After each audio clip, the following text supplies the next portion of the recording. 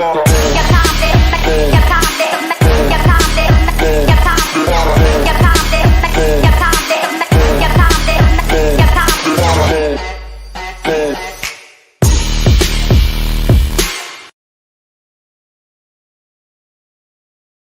up, Buck fans? How y'all doing out there? Of course, you shouldn't be doing too well because we're not in the playoffs. We're not in the Super Bowl, but it is what it is. I hope everybody's doing all right. Shout out to everybody in the snowy region of America. I hope everybody's safe. I hope you got your power. Hope you got your liquor. Whatever you need to keep yourself sane, because tomorrow's supposed to be cold as shit where I am. So I hope y'all are okay out there. But again, I want to welcome y'all to another great episode of Bucs Report, the Aftermath. Now, first things first, I need you to click that subscribe button. If you don't want to watch our wonderful faces, you can always listen to our masculine voices. Spotify, Apple Music, iHeartRadio, where we're going to give you football facts, football truth, because we are the fans of the game first, then the Tampa Bay Buccaneers. And just because the Buccaneers are not in the playoffs, or we didn't go anywhere, and it's basically off season, don't mean that we don't have a lot to talk about. We don't have a lot to discuss, because we simply do. First things first, though, let's be a Seahawks fan. You really want to watch these dusty-ass, crusty Patriots win again with their obnoxious fan base? Fuck y'all. And with that being said, let's bring up Coach Slick, a.k.a. the British Guys Always Fly. Check out my YouTube channel. It's about bucking time, and give Coach Slick an opportunity, because as you can see, the man's ring, his credentials speak for itself, ladies and gentlemen. A defensive champion. Don't take it from my words. His actions speak otherwise. So again, let's give him an opportunity. Also, read your guidelines on TikTok. They have your soul in these contracts in America now. But that's a whole nother conversation. But if you still want to get on and hear me talk about football, AJ_turnup TikTok. Yep. So it's a lot of shit going on out there. But how you doing though, Slick? What's going on with you?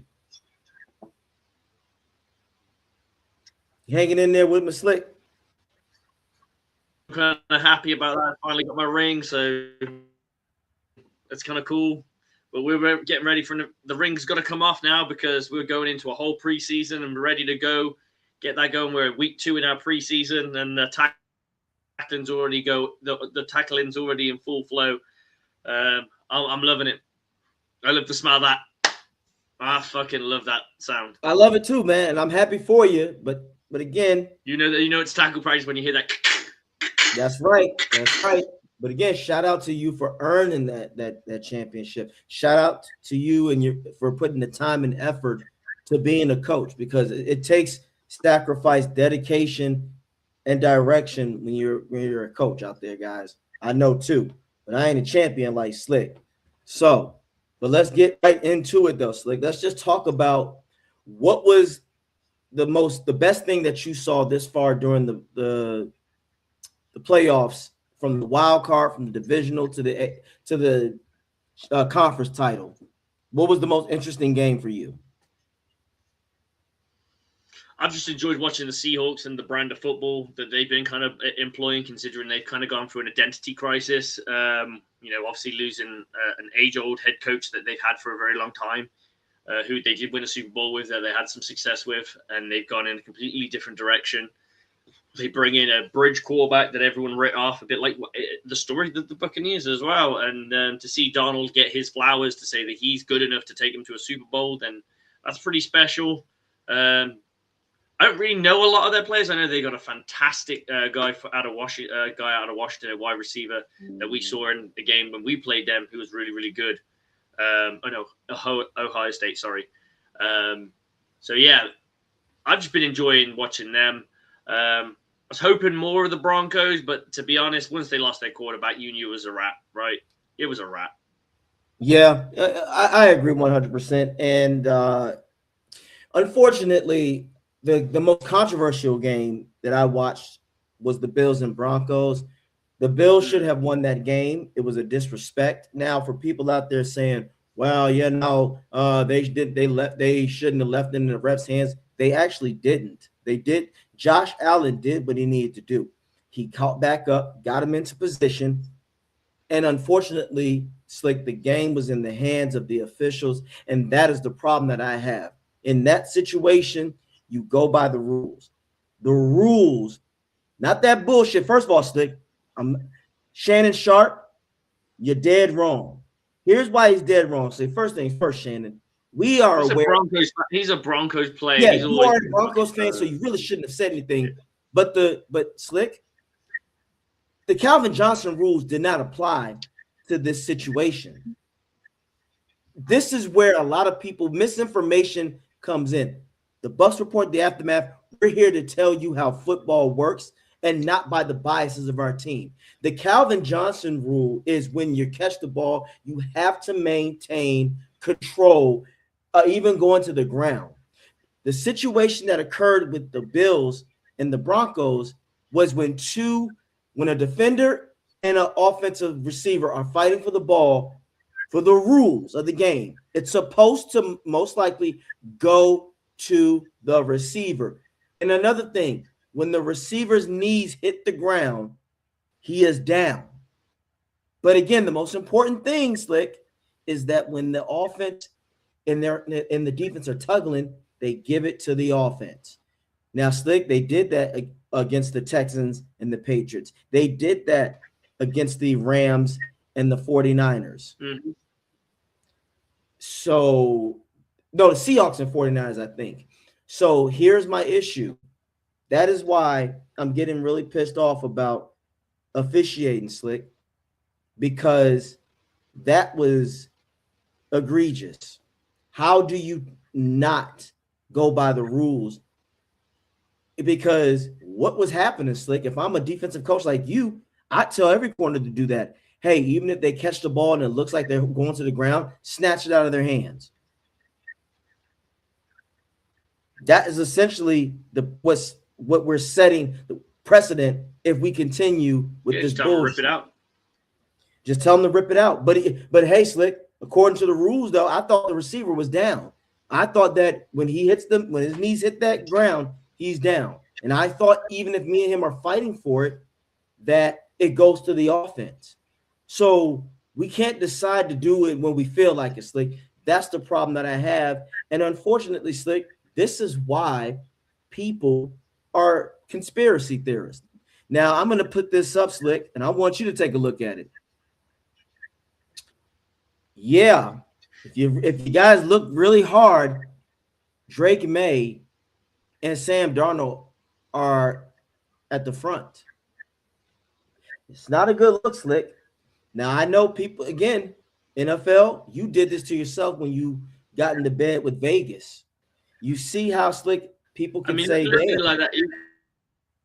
You look at it like that. You can look at it like that. Just look at it. I'm surprised they picked.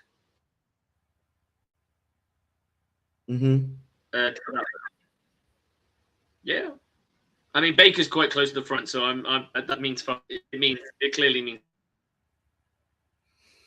I think that was a ruse. I think that was a ruse. People are the closest. I'm supposed to tell you how it kind of goes in this kind of thing. I don't know why 2 is so fucking close, because he's nowhere fucking near. Yeah, but I think all the other ones was just a distraction. But if you really look at it, and then look at the colors. But, I don't know, man. I'm surprised they went anyway, like for the photo, because.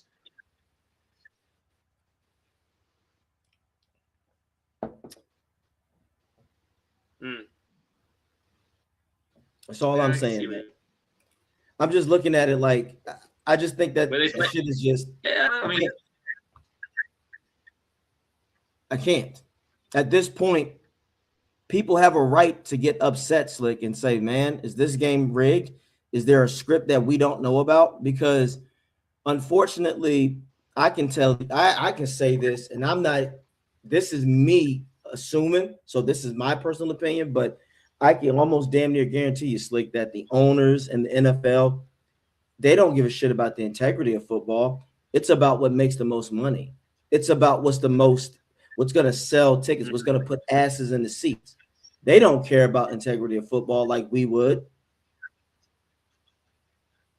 I guess They so, don't. but I think you got to also look at it. Imagine you're a Jags. Imagine you're the Bills. Imagine you're any team that hasn't won it or hasn't won it in a very long time. You've got to sit there and suck that script in just because you're going to get rich. I don't know. That's where I'm a little bit more like NFL owners are not going to happen. I wouldn't be surprised if the NFL do things to kind of play. I don't think they set like they were going. We're having these two teams in the Super Bowl, but they may try and play outcomes a little bit. Like as in, Mm-hmm. I wouldn't say it's rigged, but I would say maybe they try certain things to kind of push things in certain directions, push certain narratives, push certain stories to keep it more entertaining. I don't know. And But that's in what my I'm country, saying. we've had sports gambling since I can remember. Yeah, so Mm-hmm. no one really says that in the UK because it's just like sports gambling's been a thing since I can remember. I've Right. never not known it. But that's the where But it when gets it frustrating. gets introduced, Mm-hmm.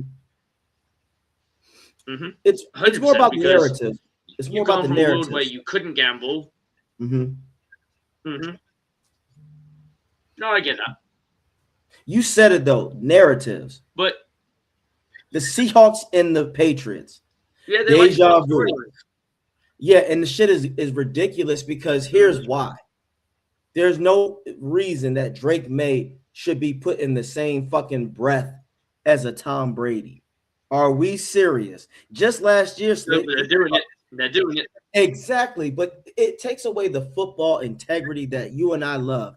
There is no fucking reason that Drake May should be even put in the same breath as a Tom Brady.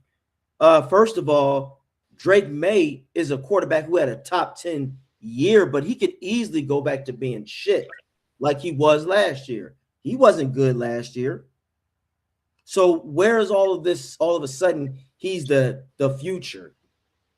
Not to mention, Slick, he had a good coach in Vrabel. Well, the most important thing is the Patriots' easy ass schedule got them to where they were. If you go look at their schedule, Slick, they may have played 3 or 4 good teams. Everybody else was dog shit. That's all I'm gonna say on that.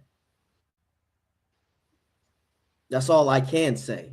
Yeah, To be I mean, honest. anything you can say is that in playoffs they've had to play legit teams, except for the Broncos because the Broncos were down a quarterback, and it's really hard to win without your starting quarterback. They got the easiest championship game known to mankind, Yeah, and and it they was barely won it. designed. I kind of feel like in a way Barely. it If was it were, if it designed were, that way. if it were, for, if it were for the quarterback who was stupid ass shit, they'd have fucking.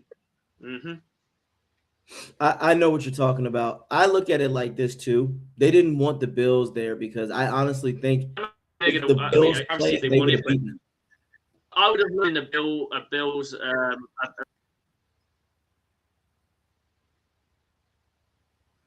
I think it's time we see. I think if you're going to push a narrative, I think a lot more people would want to see Josh Allen. Mm-hmm. You know, anyone who's been an MVP, you kind of want them to get at least one in their career, because it. I mean, someone who's been knocking on the MVP door a few times or around that MVP door on a regular basis. You want them to get a ring because it kind of cements your legacy of how good of a player you were. It's one of those. It's like even I would say, let's just give I'd love to have seen Dan Marino get his ring because he undoubtedly for his time one of the greatest quarterbacks that ever played the game, but he has no hardware to really prove that he was elite. You know, and it's a sad story, but it is what it is.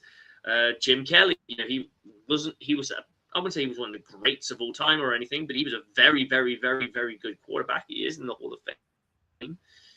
He took a team to 4 straight and didn't win any of them, but you do kind of wish he just got that one, you know, just that one to hang the hat on and say, I got a chip. When you're that good, you should have a chip next to your name. Imagine being that good, especially at the quarterback position, because it's the position in the game where you affect the most.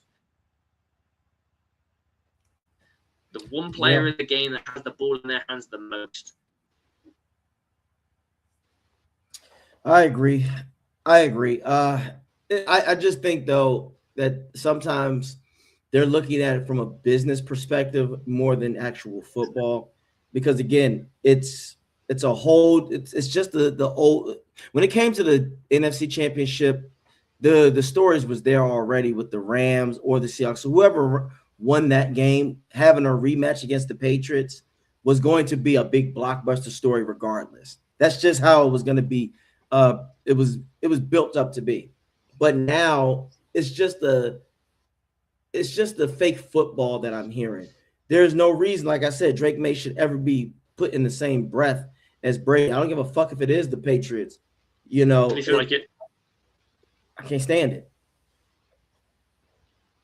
I can't stand Yeah, it. before we got that monkey off our back. It's fucking come back. Yeah, I just don't. I don't like it. At this point, I want Sam to win. I want the Seahawks to win because I can't stand Patriots fans. They're obnoxious. They're just not my cup of tea. Yeah, that's a double entendre. Fuck them. They get on my nerves. They're just insufferable. Can't do it. I cannot. Cannot do it with them. Mm. The hell with them. But now that we got that off our back, Slick, we need to talk about the Bucs I agree. because, yeah, let's talk about the Bucs now. Let's talk about them Bucs. We got Zach Robinson. I want you to tell me how you feel about it and what are you expecting and what are you hoping for. So two different things, your expectations and hope.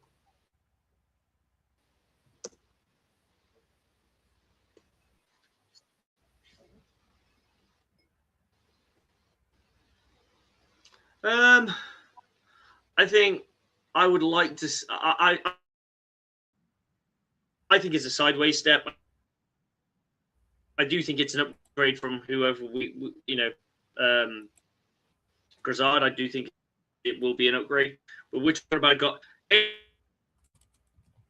have one of the high-end touted draft picks in NFL tight end history, and did fuck all with him except for against that one Buccaneer game. So I'm not too keen. I know that I'm not going to see too much there. So I'm kind of meh with it. I'm kind of, I'm not excited. I'm not certainly not excited because we've seen game, we've seen that foul pass game. We've seen it with a rookie and we've seen it with a veteran. It's not amazing, but it can win football games. So we'll see what they can do with the weapons that we have. Gotcha. I'll say this for me.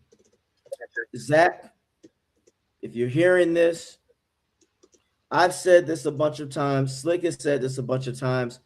Now, the reason why I'm bringing us up, Slick, because Bucs Report the Aftermath, which you need to subscribe to on YouTube, Spotify, and Apple Music. We've been saying this shit for 2 seasons on how Baker should be utilized. Get him in the rollout, Zach. Have him.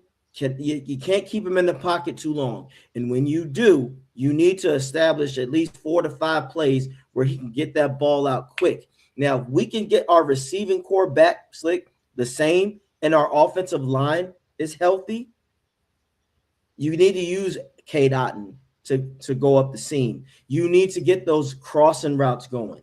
You need to run more mesh. Now, for me personally, use the pass to set up the run.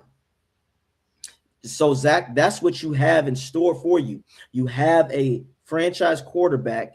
Use him to his strengths. Slick, we just talked about the Seahawks. They utilize Sam Darnold to his strengths. The Patriots utilize Drake May to his strengths. If we really think about it, Slick, people need to take notes from us.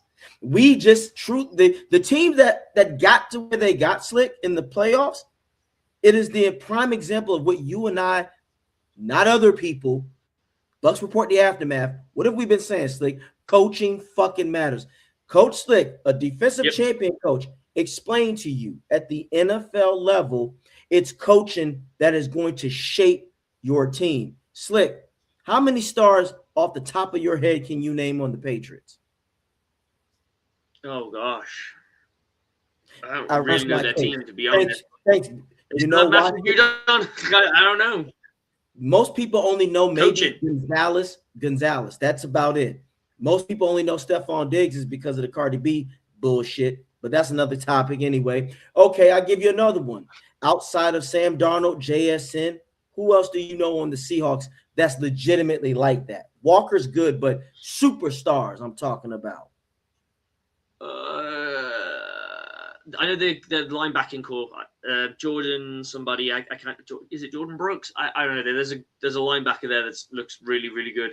But other than that, it's kind of I don't Thank really know. you. Thank you, Slick. Thank you, brother, for Carbonet, explaining. he's pretty decent too. But Thank you. that's it. Like, it's That's not, it. no legit. That's it, Slick. And that is why we have been trying to explain to some of the ignorant people out here about coaching and where it can take you. Good coaches can take an average or a good team, Slick, far. It happens all the time. But when you have a Hey, look at piss poor, Washington last year. Went oh, all the way to the chip game. They didn't, other than Bobby Wagner, who hadn't been playing it the way he was. They didn't really have anybody that you could scream. Scary Terry was their biggest superstar, probably, right? But other than that, you didn't. There was nobody really there. And then the year before that, you had the Texans. They were under the radar. They had a really, really, really, really good season. They ended up having a good season, a decent season this year. But that's what I'm trying to talk about. Like, good coaching sets it apart. Everyone's got dudes and everyone's got dogs because you're getting the best of the best when it comes to the players that are coming out of college, right? It's how right. you develop them. And I think there's a really good podcast done with I'm trying to remember those guys' names. Ryan Clark's podcast that he does with Channing Crowder and Freddie T. They had Coach Tomlin, and he said there's too many coaches that don't teach. They just coach. They just coach the scheme. They just teach the scheme, and that's all they teach them. They don't teach technique. They don't teach much technique. They don't work much technique. They went, well, you know how to tackle. You're an NFL player, so you should know how to fucking tackle. They don't work on the fundamentals as much as college football players and high school football players, because the fundamentals of the fundamentals of the fundamentals. And that's what they say about basketball at the moment. Is they say all these kids are really successful because they practice 3 times a day and play once a week, whereas basketball players in America practice 1 time a week and play about 3 games. So Yeah, it's a mindset. There's less learning happening. What you're getting is just a lot of experience. Well, you're getting a lot of egotistical assholes You got there. to go to class. You got to learn your shit.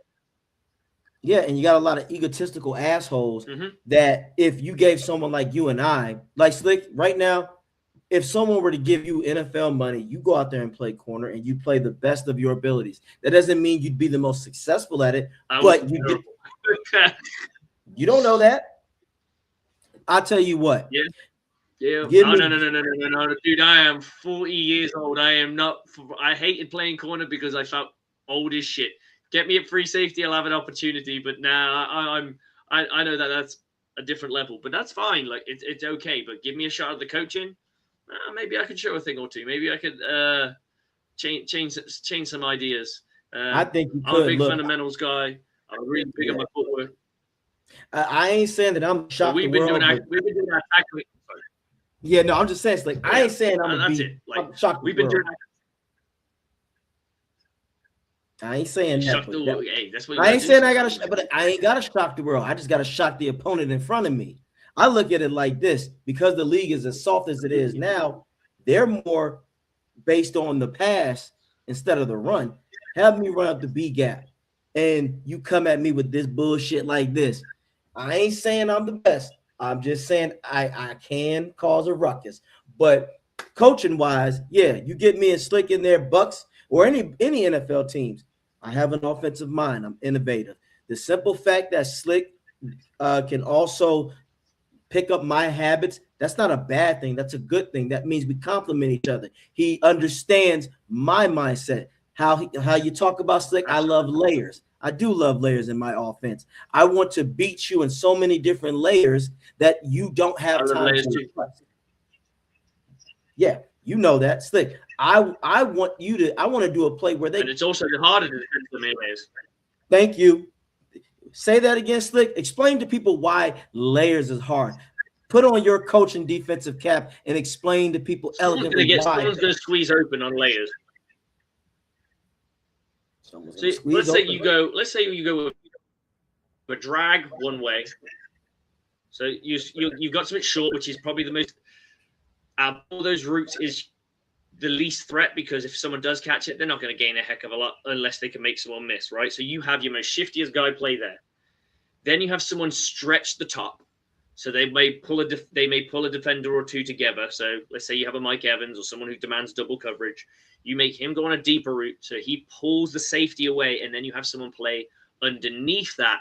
Now you have a layered offense. So you've got a really short route, you've got a intermediate route, and now you got the deep route. So one of those, and then on the other side, you still got whatever you got there, and then you still got the running back to peel out if you want to do that, or you keep him in there to protect whatever.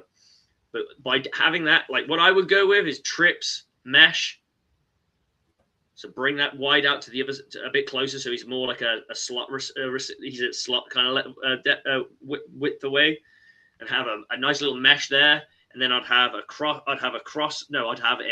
comeback, and then on the far, I would have somebody run a really deep post, like a 10-yard post. And that would pull my defenders, and then my comeback will be the one I want to go to. And if that all else fails, I've got my mesh on both sides. So you're stretching the field laterally and you're stretching the field horizontally. That's what I call for me is a nice layered attack. You're pulling defenders everywhere. Everyone's got to think. Everyone's got a thing, and Slick, again, imagination and innovation is my key. Because here's what I'm gonna do. You were talking about trips. If I get in the red zone, I'm going to fuck my opponent up, Slick, with the bunch. And here's what I'm going to do with the bunch, though, that's going to make things interesting. I'm going to have 2 tight ends out there instead of 1. I'm going to have Cade Otton out there. I'm going to have Devin Cope out there. I'm going to have Otton at my Y. I'm going to have Devin Cope at the Z. I'm going to have Mike Evans at the X on the opposite side. And then I'm going to have McMillan out there. Somebody is doing an out route, and that's most likely McMillan. I'm going to have Cope run a crossing route, and then I'm just going to have Otton do a hitch, and then I'm going to have Mike Evans do a slant. You see how somebody out there is going to bite. You see that? Do you see how complex that would make it? It would be hard to stop 2 tight ends out there. Right? Yeah. If you do a cover 1, you're cooked. I'll tell you that right now. If someone tried to do a cover 1 on that, I'm scoring with ease. Here's a question for you, because you're an offensive guy. Player commonly plays the non-trip side. Say that again. I couldn't hear that part. Which wide receiver plays the non-trip side? Oh, the X. Which player plays the non-trip side? The X. So why is it always the X? It's always the X because that's the best.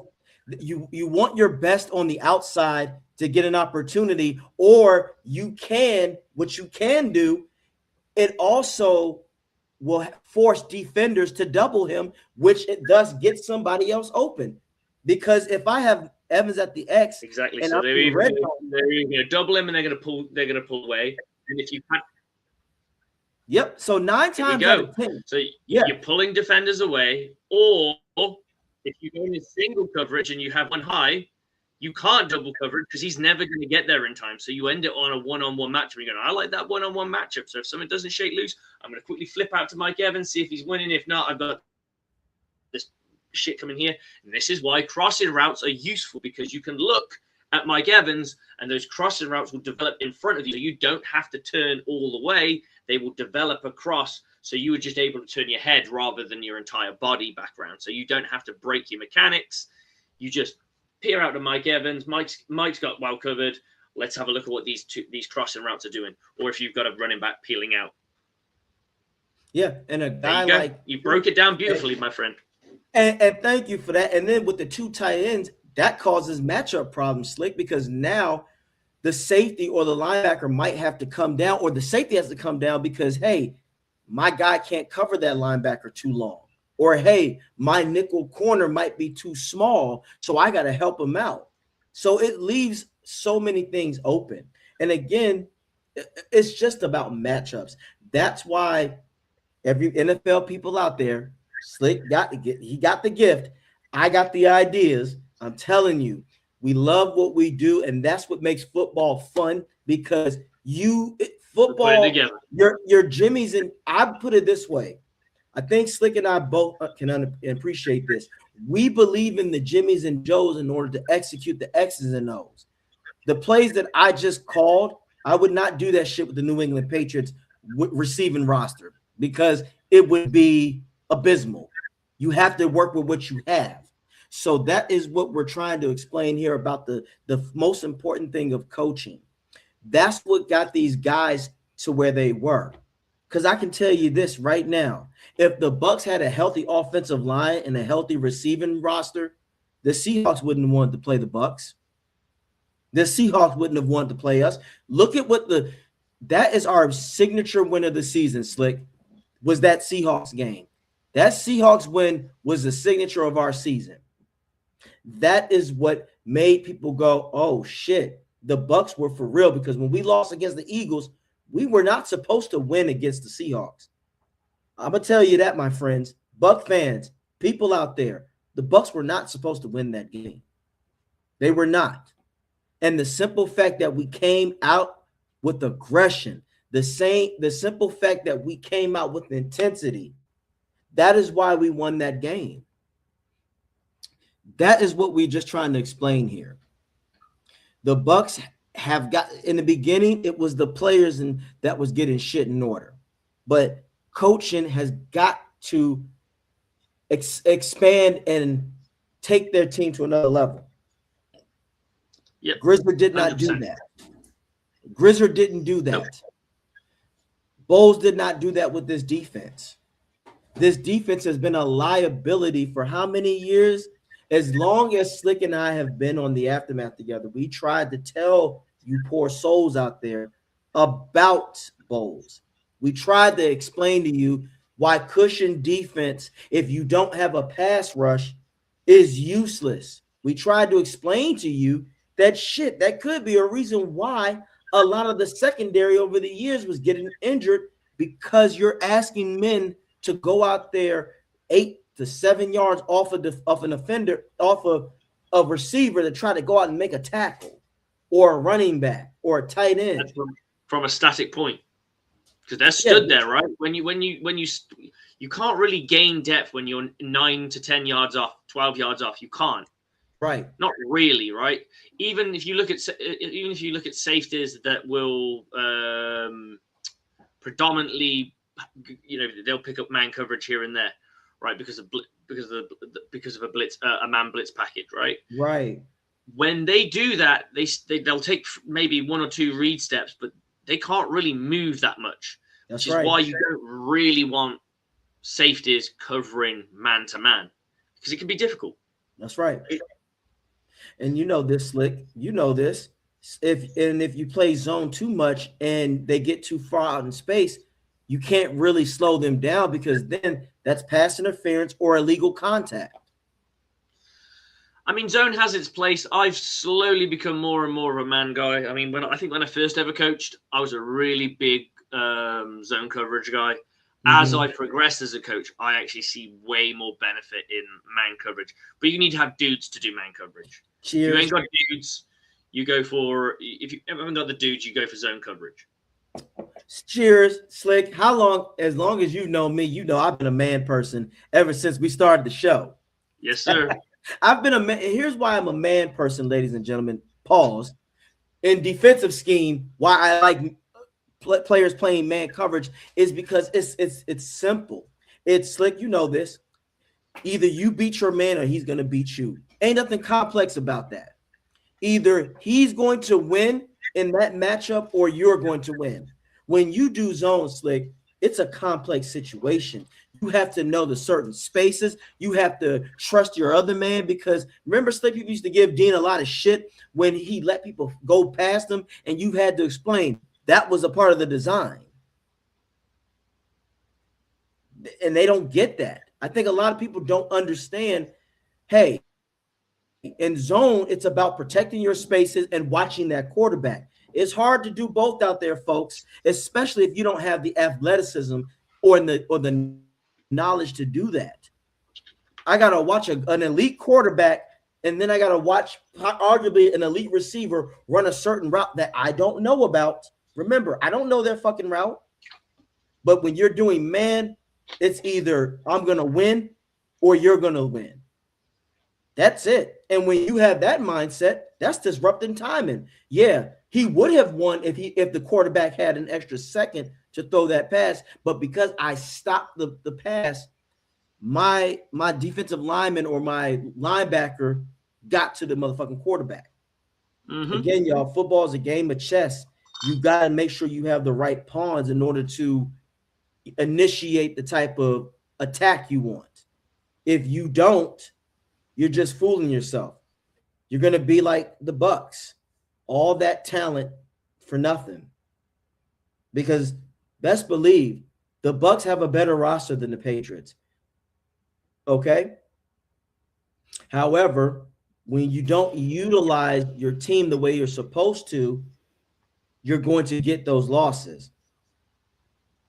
When you don't know when to be aggressive, that's when you're going to get those losses. Again, coaching kept this team from being good this year. Injuries and coaches, but for the most part, it's the coaching.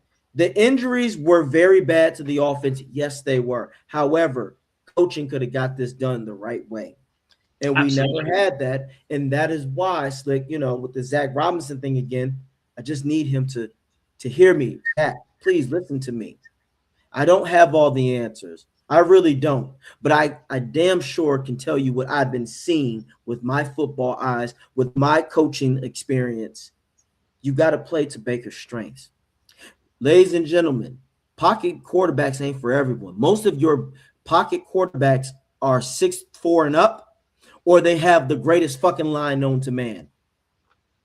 And they're like Drew Brees had a good coach in Sean Payton who helped elevate him. Joe Montana, enough said, Bill Walsh. Okay? There's a reason why people like Tom Brady and Peyton Manning and those boys were pocket quarterbacks. One, they were unathletic. Like, they were not athletic at all for the most part, but they're statues. Baker Mayfield is someone who is, we've seen Slick how many times, even this season, the best pass he threw this entire season to me, Slick, was the pass that he did on the rollout against the Eagles to Emeka Egbuka between two fucking Eagles defenders. He dropped it in there like a missile. Yep. Honestly, Slick, that's one of the greatest passes that I've ever seen in the NFL.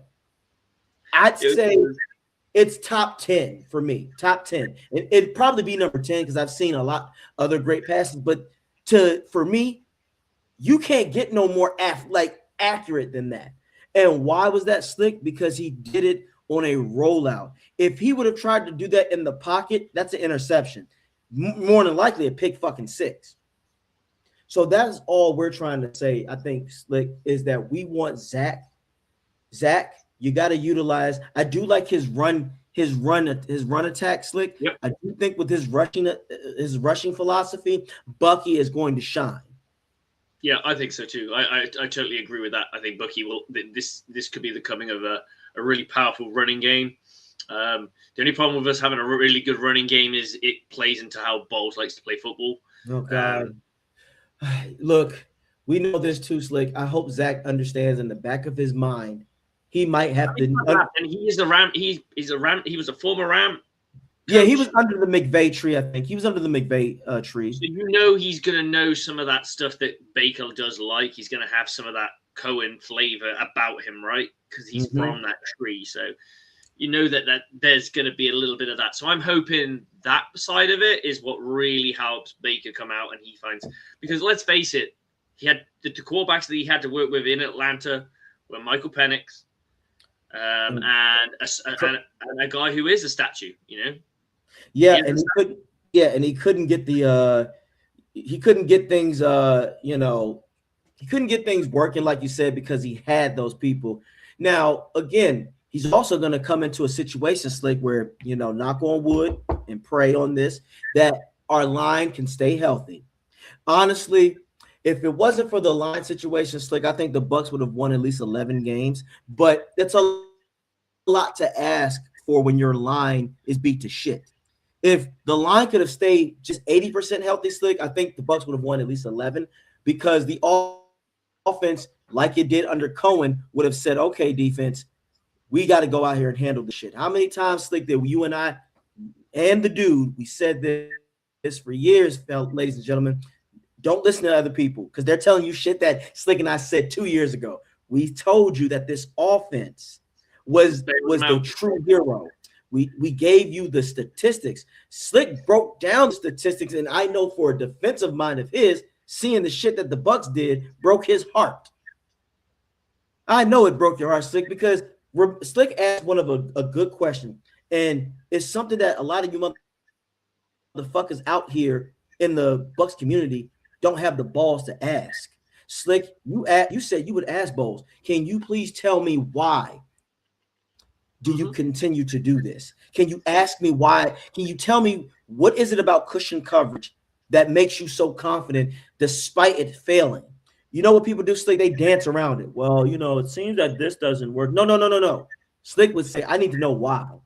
If you give me a legit reason, that's the ultimate question in any sort of like management or leadership role that you're ever in. You want to know why. What is the fucking why? Why do you go and train, AJ, every morning? You get up in the morning. Why do you do it?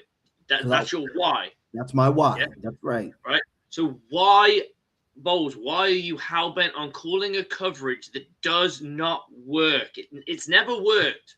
There's never been a time when, oh my God, thank God we call cushion coverage because we picked that motherfucker son of a bitch off like a motherfucker around that home. No, it didn't. It didn't happen. And the pass rush was so good, it got home too. No, it's never been that. We've never seen that. Like, I get it has its place as a prevent coverage in a third and a bus ride kind of deal. I get that. But we call it on fucking 3rd and 8, and we got corners on the fucking sticks. And all you have to call is a slant or any breaking route that breaks off at about 5. They've caught the ball. Most people are 2 meters in height, are just under 2 meters in height. They fall over with their arms extended. Jesus fucking Christ. They've got the fucking thirst down. Like, they just got to catch the ball and fall over. So you need to at that kind of point. I'm not saying press. I'm just saying just play honest, good football. For me, when I was with the Steelers, one thing that we always tried when we were in these situations, we kept on trying to go cover 4, and it never fucking worked. And every time we were calling it, they were completing the passes. It's because we were backing people off, and we'd get other coaches going, back your corners off. But no, get them to play fucking honest. Fuck it. They're not going to win this down. This team has not been able to get past our corners all fucking game. Why would I back them off when they're doing their fucking job? There's no need. That means I don't trust my players to do their job. Then there are those when, for example, you're deep into the 4th quarter, they need a fucking touchdown. Then you start to back them off because time's on your side. You can afford to let them catch the ball and drive down on it to a degree. Right? Because at our level, teams aren't that sharp at that hurry up offense, getting straight to the ball and clocking the ball and all that shit. Because we're inexperienced, we're just not as drilled that way. And NFL, I get my players 2 times a week for a total of fucking 3 to 4 hours. Yeah, so I don't get what an NFL fucking coach gets. An NFL coach gets 4 hours a day plus the meetings plus. Yeah, I don't get any of that.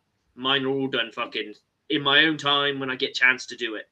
So it looks like a 4 hour to 5 hour week of like learning and on field altogether, right? So there's only so much you can do. So we're not very good at that. So you can call that kind of shit. But how many times have we seen this Buccaneers team play that cushion coverage in deep into the fourth quarter and lost the game because a team just went bang, bang, bang, bang, bang, field goal, win the game? 100%. So many times. So many times. One of the ones was the genesis of the great prophecy that Slick and I talked about was that fucking Texans game when CJ Stroud was a rookie. We allowed him to mind you, Baker did a phenomenal job, Slick, on getting us to come back. But what does Bowles do? Cushion, cushion, cushion, cushion, and we got scored on. And that's when Slick and I we was like, okay, this Bowles ain't it. Bowles ain't it. And that's the problem. Every time players play us too slick, Kyle Pitts turns into fucking Antonio Gates. Kirk Cousins turns into any elite quarterback you can think of. But then when the next week comes, that same team, they don't look the right way. So that's a coaching problem. That's a coaching philosophy issue. Now, we've already discussed why Bowles needs to go. Again, I don't believe in him. I have more faith in Zach Robinson than I do Bowles. At this point, Slick, all I ask for Bowles defense, just make mid. Mid is right underneath, is right above mediocre and right below decent. I just want them to be mid. I can't ask them to be average anymore, Slick, because that would be if the Bucs defense can be average and this offense stays healthy and they come back with the same roster they do like they did last season, Slick. Oh no, the Bucs are definitely going to be in the NFC Championship, but I know my expectations. I know my reality. Bulls is going to fuck us over at least 3 games next season, maybe 4, depending with that schedule. But I want to really get in on this because this is, and we'll wrap this up because this is the perfect point of discussion. Did you see what dumbass Sean King said about Baker Mayfield? I heard something about it. I've not actually seen it. So to make a long story short, Kevin Stefanski. I have heard it. It was something about like he got upset that the Browns coach. Yeah, Kevin Stefanski is the coach of the Falcons, but some dumbass person out there made a little random tweet about Baker, and Baker defended his name saying, "Hey, I was thrown away in Cleveland like a piece of garbage." And this dude, Sean King, talks about he needs to sit down, shut the fuck up, and have a sandwich, and that Baker was the reason why we lost the last 8 games. And I said this in my video, and I meant it, Slick. Sean King can't fucking talk none. Yeah, Sean King, the first thing he needs, Slick, is a diet sandwich. That's what he needs, a diet sandwich and fat-free water. But here's the thing. His entire career, that man has like 6,000 passing yards, 24 touchdowns, and 27 interceptions. Enough said. Now, getting into the NFL is a blessing and it's an honor. But again, it's like it also shows you that just because everybody got to the league don't mean that they were the man of the man. Sean King, literally, Baker's worst season is better than your entire career. Why the fuck are you running your mouth? Oh, and another thing, Slick, I asked, what is the Bucs offensive identity? And second, how many of those games, if we really go back and watch, Slick, was it really the offense or did the defense gives up points? Last time I checked, when we played the Patriots, remember that stellar run defense, Slick, that everybody loved to praise Bowles about? They kicked our ass in that. That was the shit. Run defense is dropped every year. Run defense went to shit. Oh, the Bills, Slick, when we put Anthony Nelson on James Cook in a pass coverage. The only guys you ever want to see on the defensive line move in any sort of thing is your outside back, as your edges, because they usually have some level of speed in them. So you can use them in that way in a creative, exotic blitz. So, for example, if you wanted to do an overload on one side, you could have him drop, the other side edge drop, and send a blitzer. I'm cool with that kind of shit, but dropping Vita Vea, come on. You give me a fucking break. But and another thing, Slick, if you go and look at the Tampa Bay Buccaneers highlights, Baker is about 5 or 6 of them. So what does that tell you, Slick? He was the highlight of the season, and we have simple-minded ass Buck fans, Slick, that think that Baker's the problem. I got a question for you, Buck fans out there. Who would you want? Who out there is better? So like, this is the funny thing about having a franchise quarterback. Who the fuck are you gonna get? Who's out there? Kirk Cousins? Who out there, Slick? This is what I'm saying. Who is out there, Buck fans? Who else is out there where we can draft? So you think Mike Evans is going to want to deal with a fucking rookie quarterback all over again? Oh, you think Godwin? You think any other players would be like, yeah, I'm not. Who are we picking yeah. at fucking 15, guys? Like, fucking, come on. Who's the guy?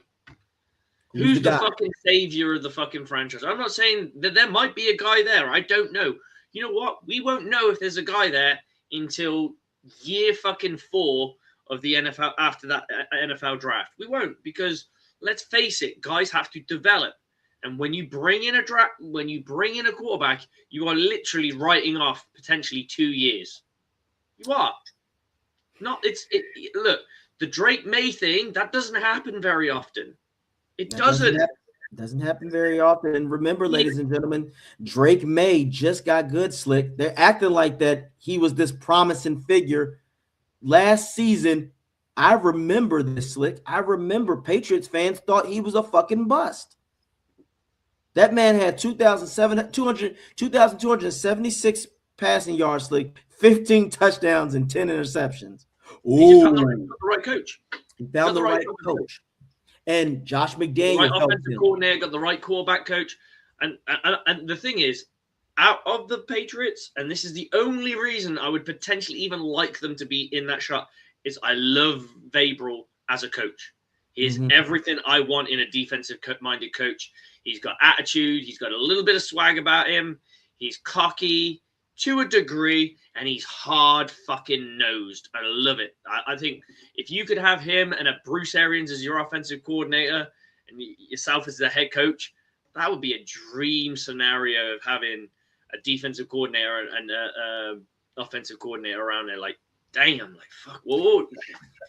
You're winning chips for days. That kind of be like me and you. You'd be Vrabel, I'd be Arians. Get your ass up, y'all. And I'd be the same one out here going after a victory. What you gonna do? I'm gonna sit back, talk to my fine lady, and have my rye whiskey and be chilling. Because that's who I would be. I am the loud, emotionally charged, motivating coach. I'm the guy that's gonna give you praise and worship. But if you fuck up and I see you being lazy, I'm gonna be on your ass. And if I see that you really don't care, you can get the fuck out. I don't care how big of a star you were. The great Mike Evans, if I saw that he was slacking and he was hurting my team, you got to get the fuck out. Just like Rachaad White, get the fuck out. All of a sudden, you want to talk about, I didn't lose the Bucs lost me. What the fuck have you been doing? You didn't lose yourself. You know what happened to him, Slick? You're a great backup. You've been a great backup. Yep. A great backup and situational player. Yep. You want to go with Jaden Daniels? Take your ass to Washington and see what happens. Again, but Slick, on a side note, when you talk like that, does he not realize, Slick, that other organizations are watching this? Oh, shit, if he's going to do that to this team, imagine what he's going to do with us. So if I am an owner, I'll be like, yeah, all that shit you was talking, and we looked at your numbers, it's not the math ain't mathing. Your ego ain't matching your numbers. So I got a number for you. 4 years, $10 million, $2 million guaranteed. Take it or leave it. Good luck. Good luck going somewhere else. You said this, Slick. You're a backup running back at best. And nothing's wrong with that. Backup running backs can make money. He's the guy who you could, if you had injuries, could carry the rock, tote the rock for a few weeks, right? He's that kind of. He's that good. He's a low-end starter, high-end backup, very good in situational pat. Like he's a good player to have, but you can't pay that kind of money for that kind of player. Like, cause the running back market is dead as a doornail anyway. You don't want to pay stupid money for a running back because they get popped quite a lot. They do. They look up the money that has been generated by players like Christian McCaffrey, right? He is the Swiss Army knife of the Niners. But what have they won because of him? Nothing. They won a few NFC championships. enough said. But how often has he been unavailable for him because he gets popped so much because you're throwing him the ball, he's getting tackled. You're giving him the ball, he's getting tackled. He has got a wear into the tire tread on that car. Like, fuck me, you'd be looking at that like you'd see the string in the fucking tires. It's done. Like that.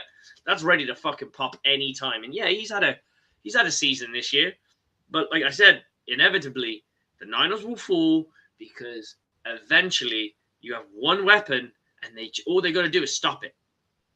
All they got to do is stop it, and that's what we're trying to save. So again, that's another thing. I honestly think, Slick, this team needs a cultural reset, not completely, but we need to know our direction, where we're going, and there's need to be attitude. Now, it's either Baker or somebody else. There's got to be a player on that team, Slick, that has the Warren Sapp mentality. We're here to win. But everything else. I think the offense is fine for leaders. It's defense. Defense doesn't have that guy. I need your Antoine Winfield to step up. I want him to wear the green dot next year because Levante David, I will be surprised if he's back. He's gone. He's gone. He's gone. Of course he is. Because you could see I saw it last year, the year before, to starting to happen. Like I was like, okay, he's missing a teeny tinsy bit of a step. Yep. This year was a bit more of a step. You're still above average linebacker. And that's what people don't realize. He's still playing at a high level. He's playing at an above average level. Yeah, a B level. Mm-hmm. Yeah, he was like a B minus. Yeah, I can agree. Overall, I would give him a B minus. But for his standards that we have seen, that is like a nice, significant step, a clip. It is. And do you want to continue doing that, or do you want to go, you know what? I give him what I can to the game. I got a ring. If I go back, what's really going to change? Like me going back, am I just going to go for another year where we win 7 games, 8 games, 9 games? We get rocked in the first fucking playoff game? I don't know. What does it really look like? I need Coach Bowles to come to me with a plan going, boss, I got this. We're going to draft this dude. We're bringing this dude in, and we're going to draft this dude. Trust in the process. If you don't want to sign now, that's fine. We'll wait till after the draft. Let me show you what we're going to do. And if you're happy and you want to come on board with it, let's fucking rock and roll and run this thing fucking back and see if we can get something shaking. Amen. And unfortunately, Bowles would have to, like we just said, like he would have to deliver it, just like you said, with something concrete. Levante, I understand your frustrations, and I know that I haven't been the most transparent coach, but I want to tell you something right now because my ass is on the line. It's on fire right now as we speak. I'm getting darker by the second. So here's what we're going to do. I got a plan. I got a direction. We're going to be going after these kind of players. Like you said, now we're going to sign you something to very nice. And, it can't get you what you got last year, but at least $10 million. But here's the idea. We're going to be aggressive. And I don't mean the bullshit that I was talking about. I mean, we're going to be playing more man. We're going to do more cover 2, cover 1 if necessary. I got a plan, but you have to be a part of it because I'm going to need you to mentor these guys. Are you with me? That's what you want. That's how you got to deliver that shit. That's how he has to deliver it. He's got to deliver it that way, like you said, to where Levante would go, I will give it one more year, but this would be the year where Slick for Levante, he is in the mentor program and he's a situational business guy. Like you can't expect him to be the dominant force all the time. I just need you. I would take him out on blitzing downs. Anytime you want to blitz, I'd take him out and put somebody else in. Thank you. Right now, pass coverage. That's a couple of snaps you can take off him in a game. That might be crucial later down the line. And if anything, you know what, Slick, that might be better. I don't think he'd want to come off though. That's the problem. I think he would, but Slick, the simple fact that you said that also gives the young boys game experience. So as the season goes on, they're comfortable. Where if Levante does have to take off, we got you, Levante. We're going to get this done. We're going to get this sack, and it'll be 3rd and 16. Then, Levante, you get back in here because now you're going to be the coverage guy.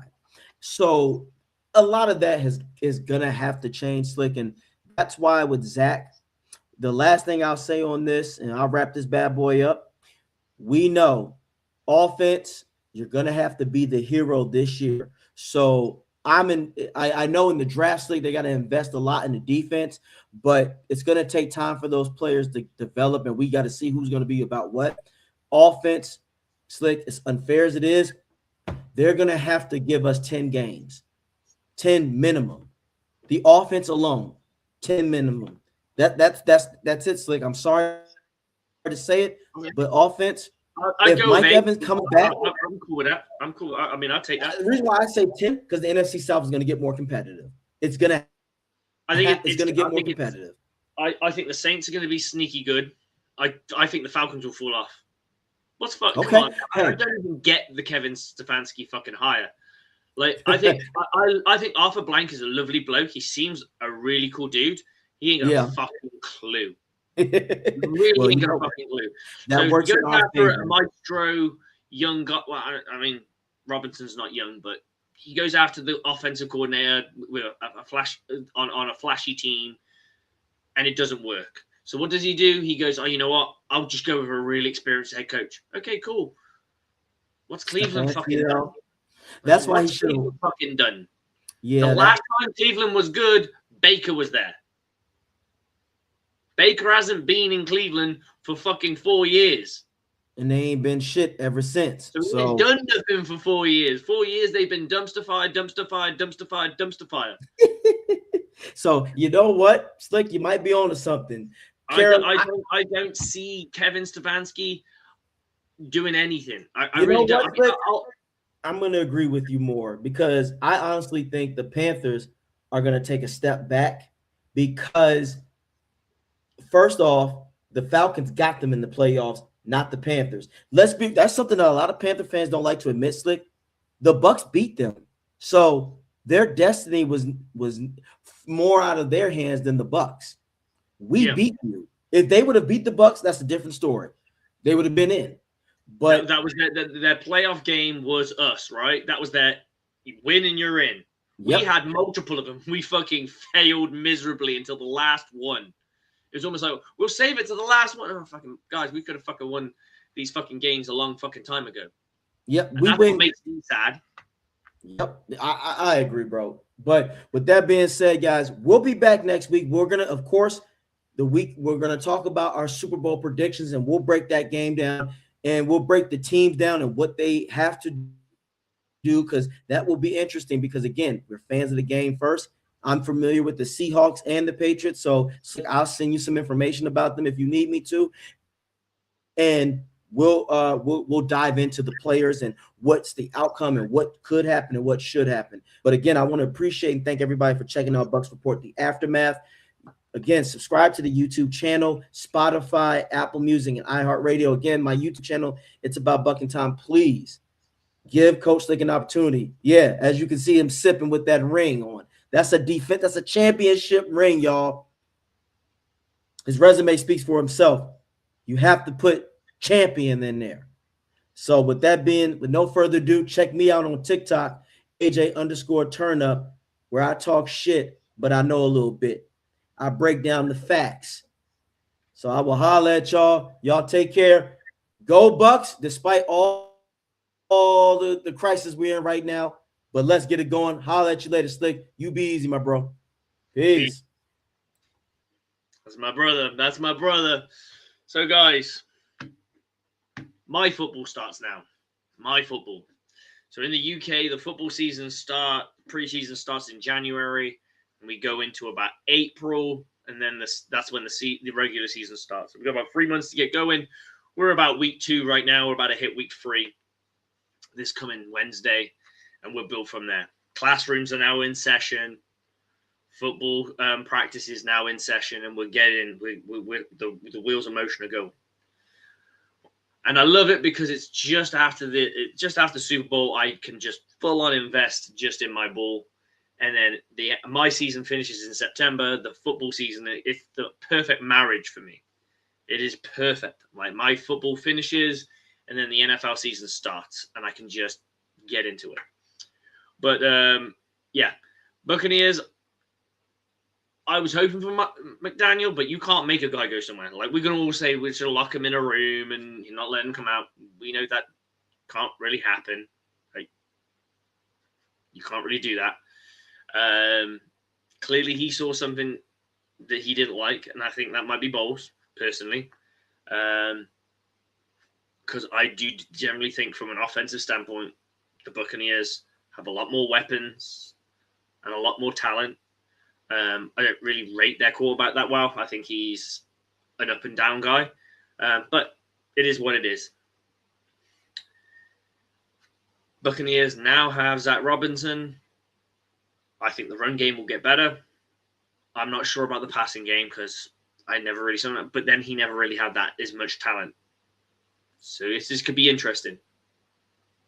I'm hoping that he has that little bit of Rams juju that works with Baker, and we get this thing baking. That's what I want. As for the Super Bowl, Seahawks. Why? Because we beat them. I like to see a team I beat win it all. I don't want to get fucking thumped by a team. And let's face it, that other teams, they've won 7. They've won a fair few Super Bowls. They don't need any more to add to their resume. Let's fucking just move that shit on. I do like Vrabel, though. The part of me wants him to get one. It just so happens that it may have to be with the fucking Patriots, and I don't like that. But on that note, guys, yes, I got my ring. Came in the post. Finally came. It's pretty cool. I'm loving it. Don't think I wear it that often, but I had to bring it on for the show. It's pretty big. Need to get some more to add to this. I need to get at least a few more and keep going. So appreciate everyone watching the show. Appreciate everyone tuning in. The comments that we get, sometimes they get shown, sometimes they don't. It depends how deep we get in. We had some technical problems at the top of the show where I think both me and AJ were flipping in and out, and it was a bit bitty and a bit gritty, but we come through it in the end. Pro Bowl week, and I just want to say this about the Pro Bowl.